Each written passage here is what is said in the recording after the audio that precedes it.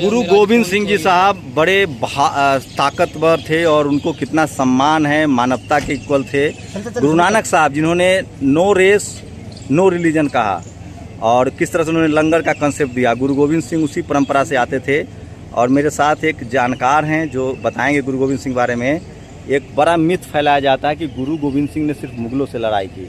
ये सुनिए, गुरु गोविंद सिंह ने कितनी लड़ाइयाँ हुई? 14 युद्ध हुए हैं गुरु गोविंद सिंह जी के पूरी जिंदगी में, और सब उन पे अटैक किए गए हैं, कभी वो लड़ने के लिए नहीं गए। और दूसरी बात, आज तक दुनिया में जो युद्ध हुए हैं ना, वो जोरू, जर, जमीन, ये 3 चीजों के लिए हुए हैं। लेकिन गुरु जी का एक भी युद्ध ऐसा नहीं था जो जर, जोरू या जमीन। मेरा सवाल यह है कि 14 युद्ध में एक युद्ध सिर्फ मुगलों से हुआ?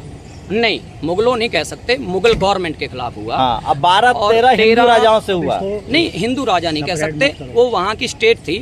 ये ना तो वो हिंदुओं के खिलाफ लड़े और ना मुसलमानों के खिलाफ लड़े हैं। वो लड़े हैं जुल्म के खिलाफ लड़े हैं, न्याय के लिए लड़े। मेरा ये कहना है सर, देखिए उस समय संविधान तो था नहीं। जी जी। कोई SC ST OBC माइनॉरिटी तो था नहीं। जी जी। था, क्यों नहीं था?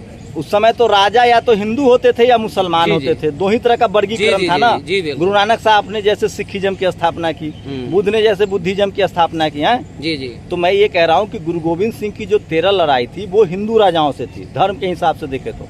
हाँ, कह सकते हैं, क्योंकि उन्होंने 13 बार अटैक किया। सही बताइए, गलत है कि सही है? पूरा मेरी बात सुन लीजिए ना, कि उन्होंने अटैक किया। गुरु जी ने ये देखकर नहीं उनके ऊपर उनके साथ झगड़ा किया कि वो कौन है, इसलिए झगड़ा किया कि वो अटैक करने के लिए आ रहे हैं। और इसका बेस क्या था वो भी आपको सुन लीजिए।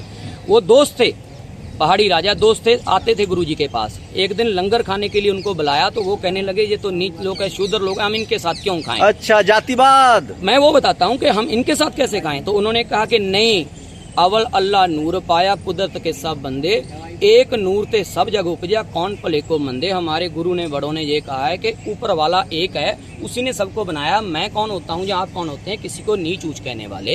ये सब एक हैं। तो उन्होंने कहा, कौन राजा था? कौन राजा था? पहाड़ी राजा थे, पहाड़ी राजा। अच्छा। जिसको पहाड़ी राजे बोलते हैं, बाईधार के, बाईधारा आती है ना नदियों की, वहाँ के राजा थे। तो उन्होंने क्या किया, गुरु गोविंद सिंह जी का ठुकरा के खाना वगैरह चले गए। तो लेकिन गुरु जी ने कहा कि मैं इनको एक दिन ऐसे राजा बनाऊंगा जो आपसे भी ऊपर होंगे, क्योंकि आप जमीन के लिए राजा हैं, किलों के राजा हैं, लेकिन ये दिल के, दिमाग के राजा होंगे, सबको एक नजर से देखेंगे। तो देखिए, उसके बाद अमृत छकाकर सिंह सजाए गए और इनको 24 घंटे कृपाण रखने का हक दिया।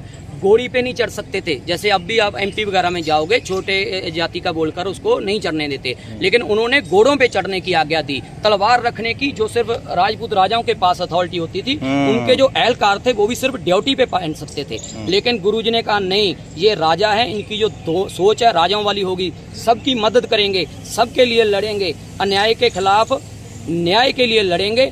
सामने वाला चाहे इनका अपना बच्चा हो, चाहे किसी भी धर्म का हो, जो भी किसी के ऊपर, किसी बेटी के ऊपर, किसी गरीब के ऊपर, किसी बीमार के ऊपर, किसी असहाय के ऊपर अगर अटैक करेगा, उसके साथ कुछ गलत करने की कोशिश करेगा, तो मेरा जो खालसा होगा वो सामने खड़ा होकर उसको समझाएगा, उसके साथ बात करेगा। अगर नहीं बात करेगा तो युद्ध करेगा, लेकिन अपनी जान देकर बच्ची की इज्जत, बूढ़े का जान बचाएगा। तो ये था गुरु नानक साहब की जो परंपरा थी, उसको गुरु गोविंद सिंह आगे बढ़ा रहे थे। और जो व्हाट्सएप यूनिवर्सिटी में RSS के लोग जो आपको पढ़ाते हैं कि मुगलों ने ये कर दिया, मुगलों ने वो कर दिया, स्टेट करता रहा, मार दिया, आज तक जो कुछ करता रहा है स्टेट ही करता रहा है। पावर में जो लोग होते थे वो करते थे। 14 युद्ध लड़े हैं गुरु गोविंद सिंह साहब ने, उसमें से सिर्फ एक युद्ध जो है वो मुसलमानों से है, 13 अत्याचारी हिंदू राजाओं से उन्होंने युद्ध लड़ा है। आप लोग अपनी प्रतिक्रिया जोड़ दीजिए। नेशनल दस्तक की आपसे गुजारिश है कि अगर इसको बचाना चाहते हैं तो नेशनल दस्तक को सब्सक्राइब करने के लिए रेड कलर के सब्सक्राइब बटन को दबाएं, फिर बेल आइकन की घंटी दबाएं।